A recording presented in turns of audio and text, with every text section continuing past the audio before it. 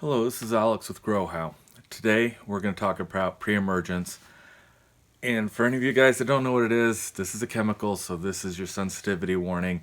If you're all organic, if you're all about bashing somebody who uses a manufactured chemical, this is not the video for you. Just warning you beforehand. Hello, this is Grow How. This is Alex. If you're interested in gardening, if you're interested in self-sufficiency, if you're interested in cooking what you grow in your garden, please hit the subscribe button and please hit the bell so you'll get notifications. This is a sensitive topic because I'm talking about a pesticide, in particular an herbicide, and whenever I do this, people get all sorts of weird. But whether you like it or not, it's part of our society, and whether you like it or not, it's going to get used around your place. Maybe you're even already using some of these chemicals, or somebody else is using them at your place. So it's important to know what it is, even if honestly you don't really want to grow things chemically. If you don't want to use a manufactured industrial type chemical in your lawn, I get it, but you should at least know what's going on. So a pre-emergent, what is that? That is a chemical that you put down before a seed sprouts. And then when that seed sprouts, there's a small amount of the chemical will be able to kill it. Now that tells you some of the advantages right there of pre-emergence. A, you can kill the seed before you ever, or kill the plant before it ever actually even pokes out of the ground. B, it's a low dose chemical. I saw somebody online the other day ranting and raving about this toxic chemical and pre-emergent, and they had to wear like a full body suit and protective gear and a respirator, and it was a bunch of crap. But what they missed is by using a small amount of one of these chemicals, you cut down on a lot of the hassle and a lot of the danger of a larger amount of chemical.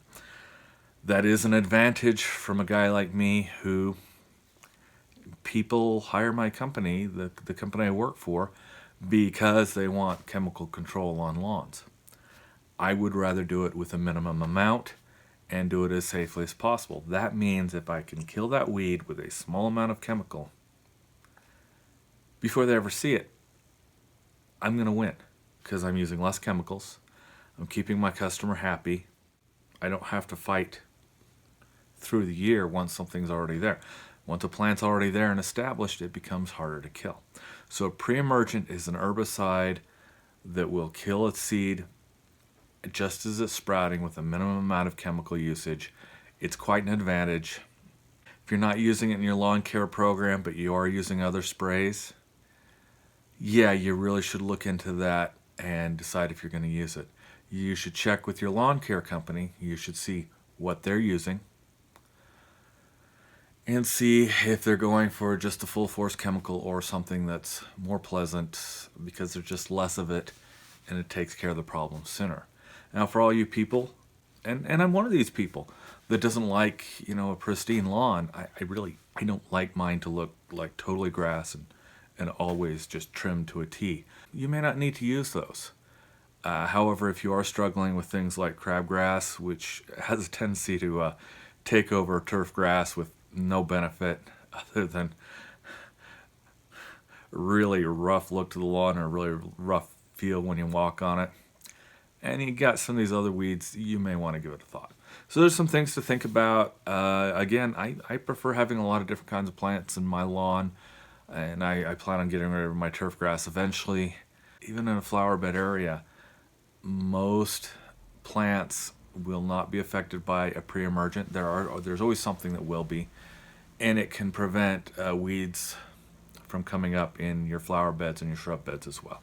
So something you got to think about. If you're going to use chemicals, do use them wisely. Make sure you understand how to use them. Make sure you use them according to the label requirements. That's it for now. Right now it's winter. We just had a snowstorm. It's actually New Year's Day. Happy New Year's. I don't know when I'm going to post this, but Happy New Year's.